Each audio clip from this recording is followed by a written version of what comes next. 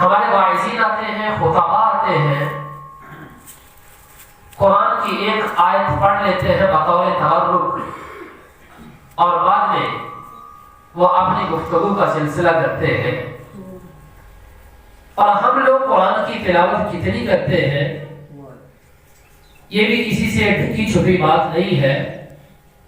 جس وقت کوئی قریب المرگ ہوتا ہے تو ہمیں قرآن یاد آتا ہے، کوئی مر جاتا ہے تو اس وقت ہم ایصال ثواب کے لیے قرآن خوانی کی محفلیں کرتے ہیں۔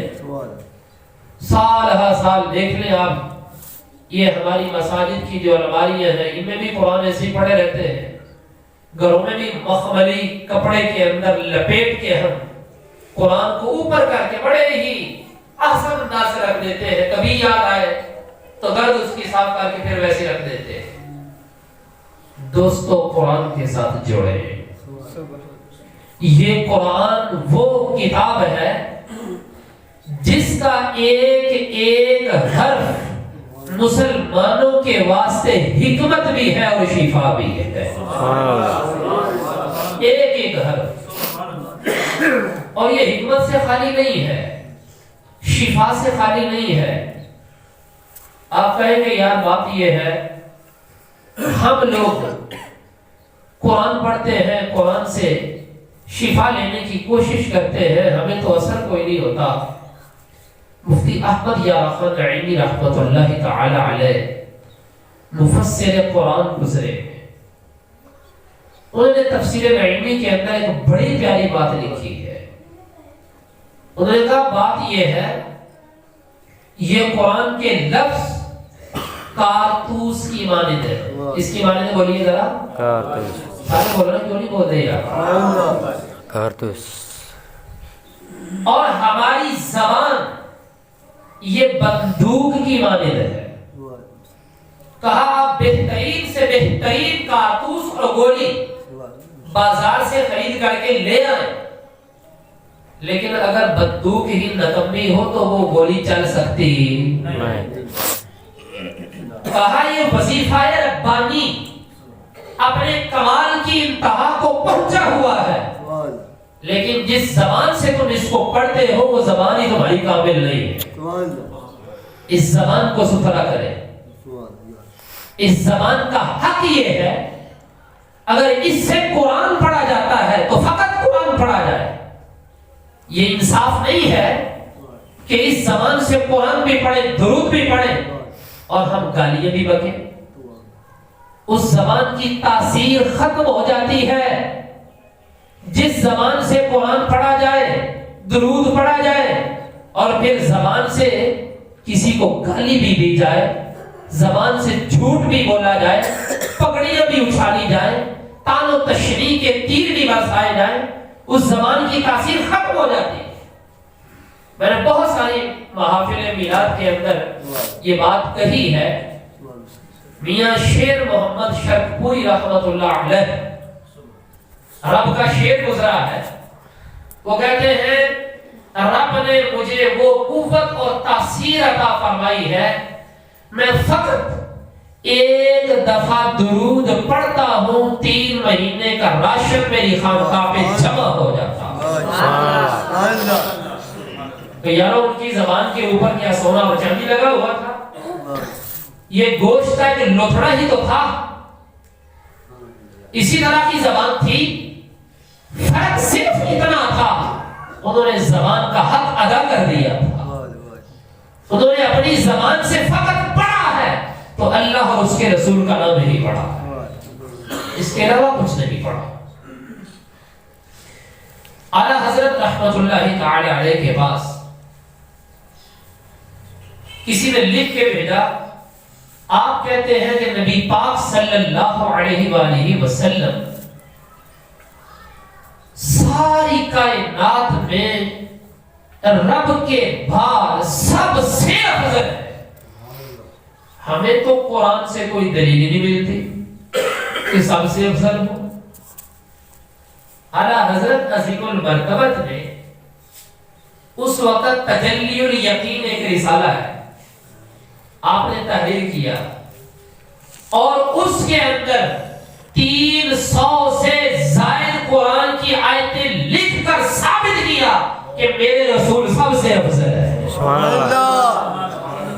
آج اس رسالے سے یہ گفتگو ذرا خشک ہے، اگر آپ سنیں گے قرآن کو تو انشاءاللہ مزہ لازمی آئے۔ اعلیٰ حضرت کا مشہور نعتیہ دیوان ہے، سب سے اولا و اعلیٰ ہمارا نبی، سب سے بالا و اعلیٰ ہمارا نبی، بجھ گئی جس کے آگے سبھی مشعلیں، شمع وہ لے کر آیا ہمارا نبی، خلق سے اولیاء، اولیاء سے رسول، اور رسولوں سے اعلیٰ،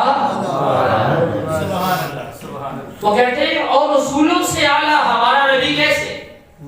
اور میں دیکھو حضرات انبیاء کرام علیہ السلام جس وقت دنیا میں آتے تھے تو وہ مخصوص علاقے کے نبی بن کے تشریف لاتے تھے۔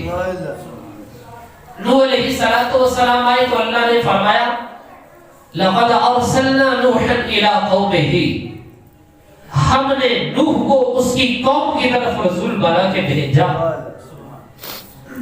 حضرت ہود کی بات آئی تو فرمایا وَإِلَىٰ عَادٍ أَخَاهُمْ هُودًا، ہم نے ہود کو ان کی برادری میں سے ہی رسول بنا کے عاد کی طرف بھیج دیا۔ سمود کی بات آئی تو فرمایا ہم نے قوم سمود کی طرف حضرت صالح علیہ السلام کو رسول بنا کے بھیج دیا۔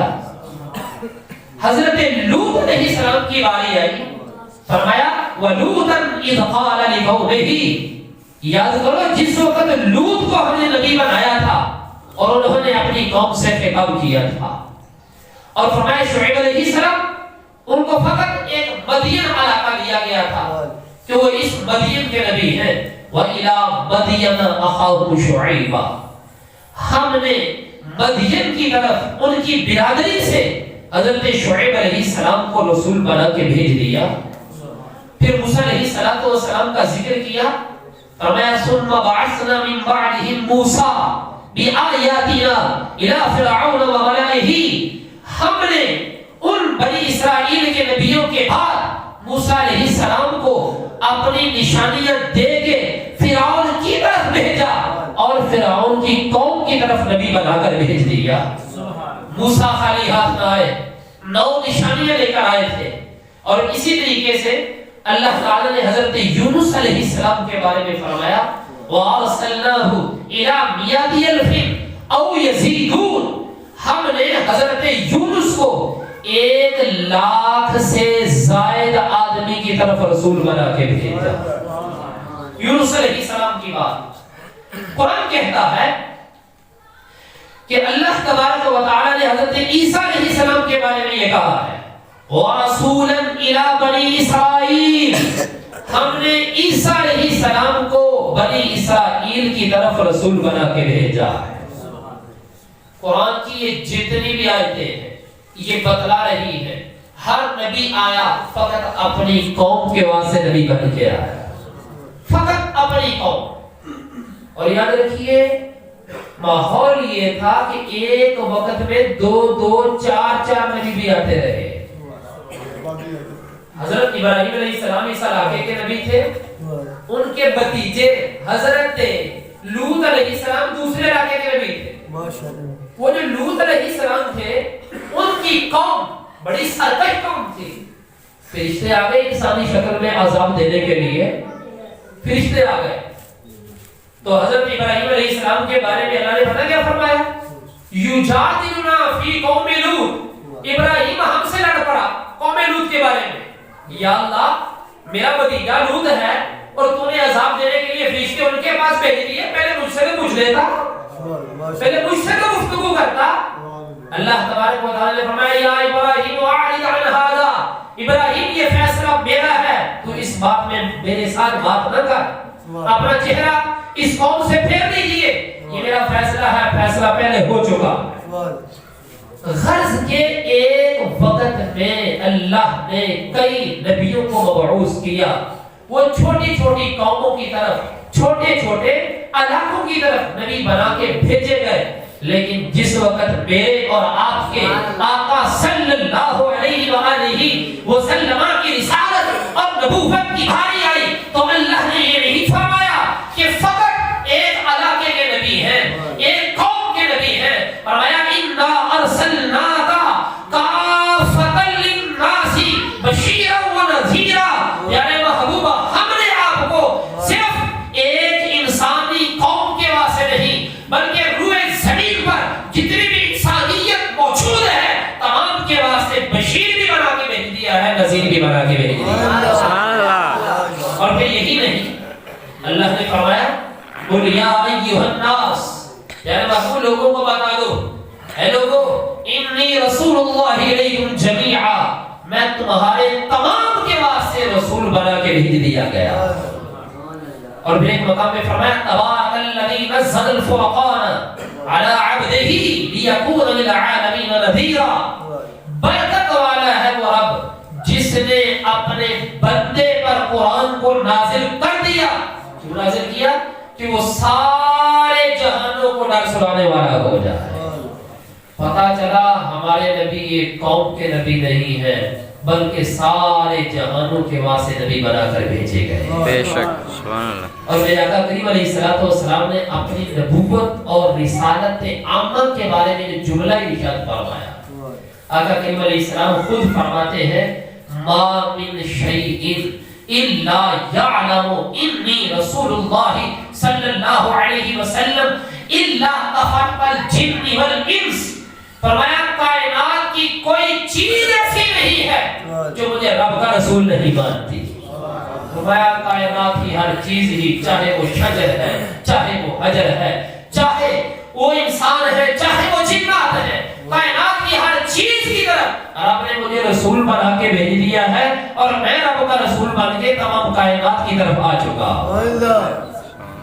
قرآن مجید، قرآن رشید کا اگر ہم مطالعہ کریں تو بہت ساری باتیں اس حوالے سے بھی واضح ہو جاتی ہیں کہ اللہ نے اپنے محبوب سے جو پیار کیا ہے اس کا انداز کیا ہے۔ دوسرے انبیاء آئے ہیں، اللہ کریم جل وعلا نے ان نبیوں کا نام لے کے ان سے خطاب کیا۔ نبیوں کا بولیے ذرا، بولے تو صحیح نا، نام لے کے۔ ہمارے نبی کا پورا قرآن پڑھ لیجئے، نام لے کے بھی اللہ تبارک و تعالیٰ نے حضور سے خطاب نہیں۔ سبحان اللہ۔ جب بھی بولا ہے تو کسی صفت سے بولا ہے۔ محدثین نے ایک بڑی پیاری بات لکھی ہے، فرمایا وہ رب ہو کہ محمد کہہ کے نہ پکارے تو غلام کے اندر کیا مجال کہ اس کو جو ہے محمد کہہ کے پکارے۔ لہذا اللہ کے نبی کو جب بھی پکارا جائے تو حسین لفظوں میں پکارا جائے جس سے ان کی صفت ہو، ثنا جو ہے وہ بیان کی جا رہی ہو۔ دیکھیے اللہ نے آدم علیہ السلام کے بارے میں فرمایا یا آدم اسکن، اے آدم ٹھہر جا، انت تو بھی وزوجک، اور تیری بیوی، اے آدم تو بھی تیری بیوی بھی جنت میں ٹھہر جائے۔ آدم کا نام لے کے پکارا۔ نوح علیہ السلام کی باری ہے، فرمایا یا نوح اہبط بسلام منا، اے نوح ہماری طرف سے سلامتی کے ساتھ کشتی سے نیچے اترا۔ نوح علیہ السلام کا نام لے کے پکارا۔ ابراہیم علیہ السلام کی باری ہے، فرمایا ونادیناہ یا ابراہیم، ہم نے ندا کی اے ابراہیم۔ ابراہیم کا نام لے کے پکارا گیا۔ موسیٰ علیہ السلام کی باری آئی تو فرمایا یا موسیٰ انی انا اللہ، اے موسیٰ بے شک میں ہی اللہ ہوں جو سارے جہانوں کا پالنے والا ہے۔ اور جس وقت حضرت عیسیٰ کی باری ہے تو فرمایا یا عیسیٰ انی متوفیک ورافعک، اے عیسیٰ بے شک میں تمہیں پوری عمر تک پہنچانے والا ہوں۔ پھر کہیں زکریا علیہ السلام کی باری آئی تو فرمایا یا زکریا، اے زکریا انا نبشرک بغلام، ہم تمہیں ایک اچھے بیٹے کی خوشخبری سناتے ہیں۔ اب دیکھیے نبیوں کا نام ذکر ہو رہا ہے اور قرآن کے اندر اللہ نے نبیوں کا نام لے کے پکارا ہے۔ یحییٰ کی بات آئی، فرمایا یا یحییٰ خذ الکتاب بقوہ، کتاب کو پکڑ لو اور قوت کے ساتھ پکڑ لو۔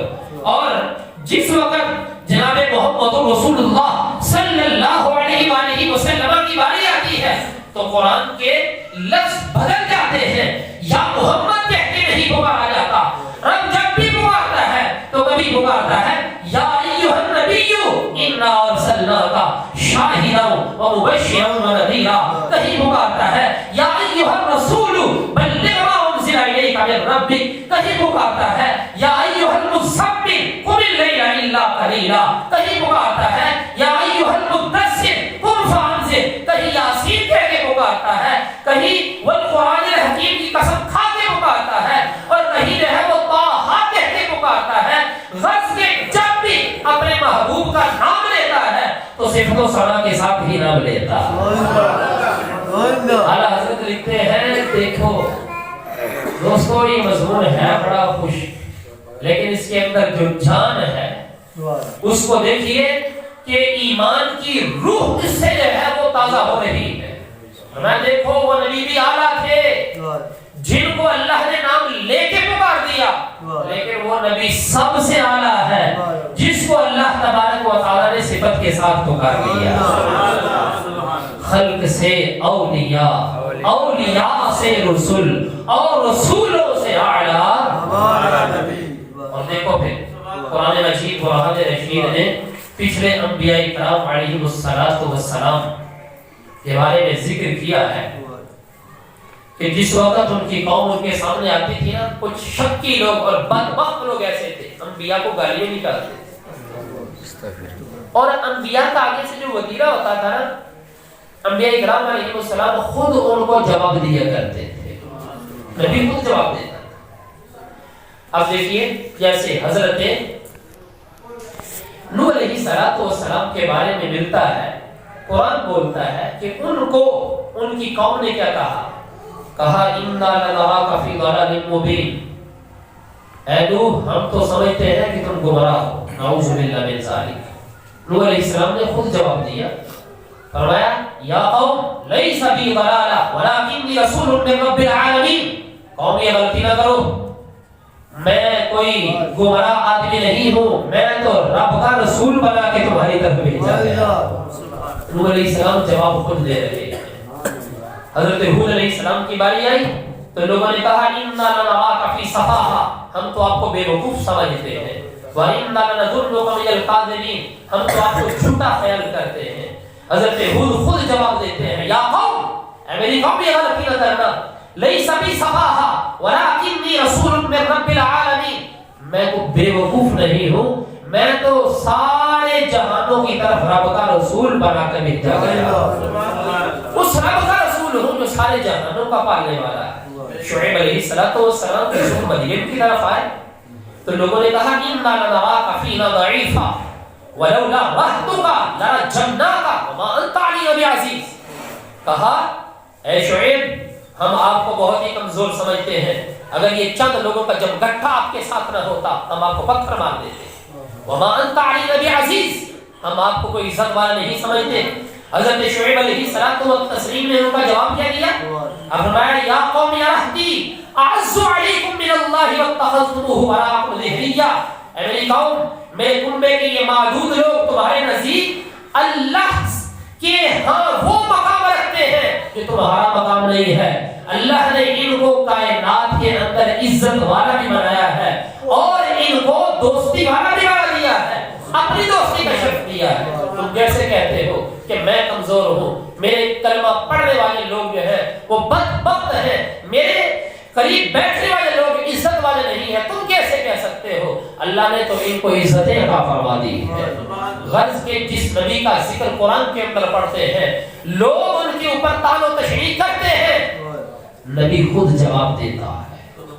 دیکھو جس وقت آمینہ کے لال کی باری آتی ہے سبحان اللہ، لوگ کہتے ہیں یا ایھا الرسول یا ایھا الذی نزل علیہ الذکر انک لمجنون، اے وہ شخص جس کے اوپر یہ قرآن نازل کیا جا رہا ہے تم تو مجنون ہو، تم تو پاگل ہو، نعوذ باللہ من ذالک۔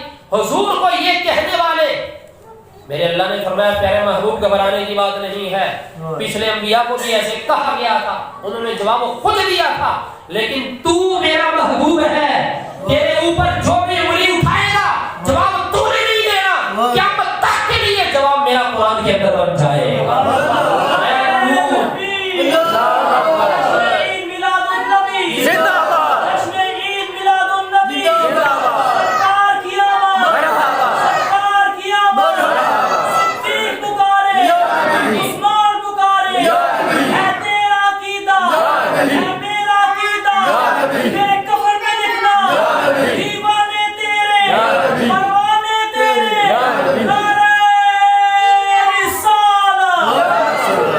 جس وقت میرے رسول کو لوگوں نے مجنون کہا اللہ نے خود جواب دیا نون والقلم وما یسطرون ما انت بنعمت ربک بمجنون پیارے محبوب تو اپنے رب کی نعمت کی وجہ سے مجنون نہیں ہے تو مجنون نہیں ہے اور پھر جس وقت کچھ لوگ ایسے بھی تھے وہ بکنے لگے کہ وحی کا سلسلہ جو ہے وہ منقطع ہو گیا ہے مہینہ 2 مہینہ 2.5 مہینے وحی نازل نہیں ہوئی محمد کا محمد سے جو ہے وہ ناراض ہو چکا ہے اللہ نے پہلے اپنے محبوب کی صفت بیان کی فرمایا والضحى واللیل اذا سجا ما ودعك ربك وما قلى پیارے محبوب تیرے رخ روشن کی قسم اور تیری زلفوں کی قسم جس وقت رات کے وقت ہو اور چہرے پر چھا جائے اور چاند سا چہرہ آپ پر نکل آئے ما ودعك ربك وما قلى تیرے رب نے نہ تجھے چھوڑا ہے اور نہ ہی تجھ سے ناراض ہوا وَلَا سَوْفَ يُعْطِيكَ رَبُّكَ فَتَرْضَىٰ